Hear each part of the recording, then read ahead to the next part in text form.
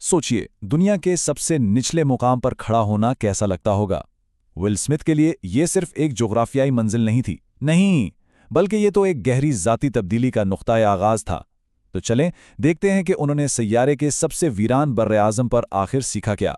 ये पूरा सफ़र दरअसल एक वादे से शुरू हुआ था। विल स्मिथ अपने मरहूम उस्ताद डॉक्टर एलन काउंटर के फ़िलॉसफ़ी पर चल रहे थे। उनका मानना था कि ज़िंदगी के सबसे बड़े जवाब दुनिया के किनारों पर मिलते हैं, और ये सफ़र बस इसी सच्चाई की तलाश था। तो इस फलसफे के पीछे की कहानी क्या थी? एक वादा। विल ने यह सफ़र अपने उस्ताद के एहतराम में शुरू किया, एक ऐसे शख्स के लिए जिन्हें वो प्यार से सियाफाम इंडियाना जोन्स कहते थे। मतलब ये सिर्फ कोई मुहिमजोई नहीं थी, बल्कि एक ज़ाती खिराज तहसीन। और ये चैलेंज कोई छोटा मोटा नहीं था। एंटार्क्टिका के इंतहाई मुश्किल, इंतहाई खतरनाक माहौल में 700 मील का सफ़र, जहां जिंदगी का तसव्वुर करना भी मुश्किल है, और मकसद था ज़मीन के जोग्राफियाई निचले तरीन मकाम तक पहुंचना। अब देखिए, ये 700 मील का सफ़र तय करने के लिए सिर्फ हिम्मत काफ़ी नहीं थी। अंटार्कटिका, जो कि दुनिया का सबसे बड़ा सहरा है, वहां जिंदा रहने के लिए माहिराना रहनुमाई की ज़रूरत थी। यह जिस्मानी ताकत से कहीं ज़्यादा ज़हनी मजबूती का इम्तिहान था।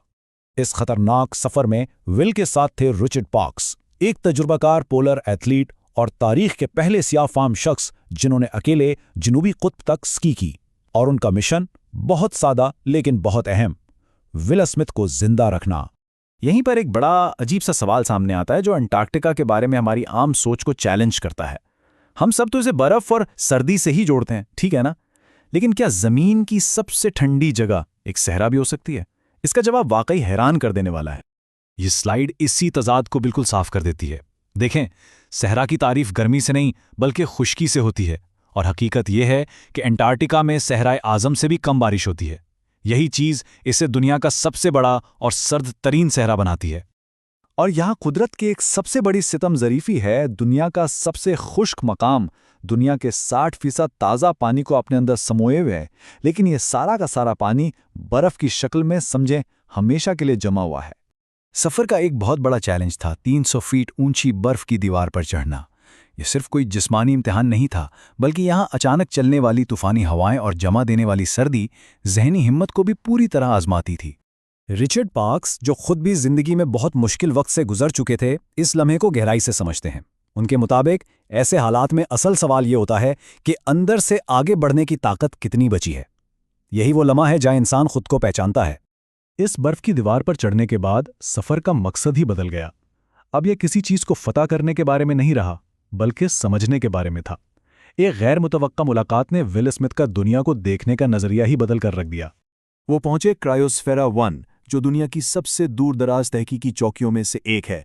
यहाँ 3 ब्राज़ीली साइंसदान तहकीक कर रहे थे जो बाकी दुनिया से तकरीबन बिल्कुल कटे हुए थे।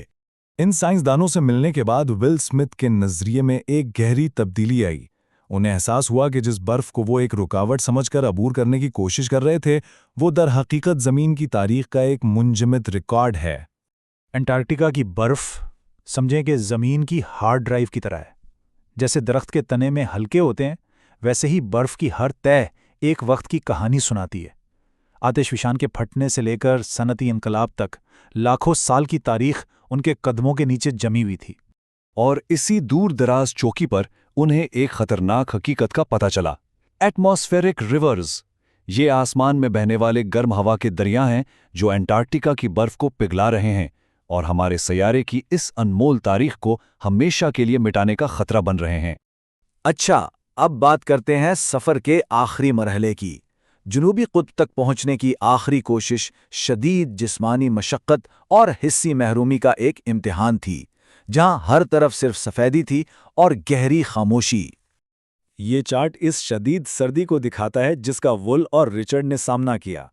पोलर प्लेट्यू पर हवा की ठंडक -37 डिग्री तक पहुंच गई थी, जो इंसानी बर्दाश्त की हदों को छू रही थी। इन आखिरी मेलों में जिस्मानी तकलीफ जहनी अजियत में बदल गई। विल स्मिथ के ये अल्फाज इस मुकम्मल तन्हाई को बयान करते हैं जो उन्होंने महसूस की, दुनिया से इतना दूर जितना कोई इंसान हो सकता है। और फिर वो लम्हा आ ही गया जब तमाम मुश्किलात के बाद विल स्मिथ आखिरकार जोग्राफियाई जनूबी कुत्ब पर खड़े थे। ये सफ़र का एक जज्बाती उरूज था, एक ऐसा लम्हा जहां एक बहुत बड़ा ख्वाब हकीकत में बदल गया। तो ज़मीन के इस इंतहाई सिरे पर खड़े होकर क्या हासिल हुआ? ये आखिरी हिस्सा सफ़र के गहरे मतलब और इससे मिलने वाले सबक पर रोशनी डालता है। ये एक बड़ी दिलचस्प हकीकत है। जनूबी कुतब पर खड़े होकर हर सिमत शुमाल होती है।